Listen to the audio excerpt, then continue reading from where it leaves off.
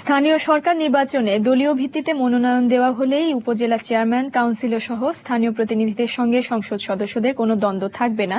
প্রধানমন্ত্রীর অর্থনৈতিক বিষয়ক উপদেষ্টা ডক্টর মশিউর রহমান ও 2 জন সংসদ সদস্য এই মন্তব্য করেছেন। সংসদ সদস্য ও প্রশাসনের বিরুদ্ধে স্থানীয় জনপ্রতিনিধিদের বিভিন্ন অভিযোগের জবাবে তাঁরা এই মত দেন।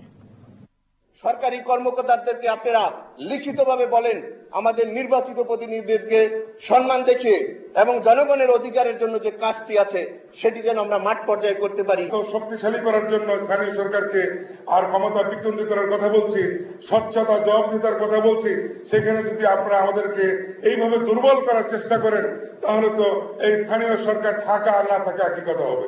মাঠে থাকবে বিভাগীয় কমিশনার, জেলা প্রশাসক আর ইউনোর সরকার, এটার নাম বিকেন্দ্রীকরণ না। মাঠে থাকবে জেলা পরিষদ, উপজেলা পরিষদ, মেয়র এবং ইউনিয়ন পরিষদের সরকার। যে কোনো সভা সমাবেশে স্থানীয় প্রতিনিধিদের ক্ষোভের এই ভাষা একই। বছরের পর বছর ধরে তাদের অভিযোগ কেন্দ্রের বিরুদ্ধে প্রশাসনিক ব্যবস্থায় কাজ করার সুযোগ না থাকায়।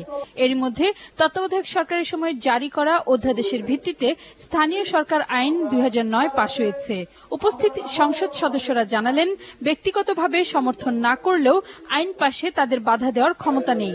তবে দলীয় মনোনয়নে নির্বাচন হলে চেইন অফ কমান্ড বজায় থাকবে। সমস্ত স্তরের নির্বাচনী দলীয় ভিত্তিতে হওয়া উচিত, স্থানীয় সরকার নির্বাচনীয় দলীয় ভিত্তিতে হওয়া উচিত। স্থানীয় সরকার নির্বাচিত এবং নির্বাচন রাজনীতির সাথে সম্পৃক্ত নয়, এইটা অত্যন্ত অবাস্তব চিন্তা। দলের কেন্দ্র থেকে ইউনিয়ন, জেলা, উপজেলা পর্যায়ের প্রতিনিধি ঠিক করে যদি একের পর এক মনোনয়ন দেওয়া হয় তবে সকলেই দলের প্রতি অনুগত থেকে একমত হয়ে কাজ করতে পারবেন বলে তারা মনে করেন। বিভিন্ন বেসরকারি সংগঠনের যৌথ মোর্চা গভর্নেন্স অ্যাডভোকেসি ফোরামের এই কনভেনশনে একটি স্থানীয় সরকার বিষয়ক কমিশন করারও প্রস্তাব উঠেছে। ফারজানা রূপা, দেশ টিভি, ঢাকা। মেয়েদের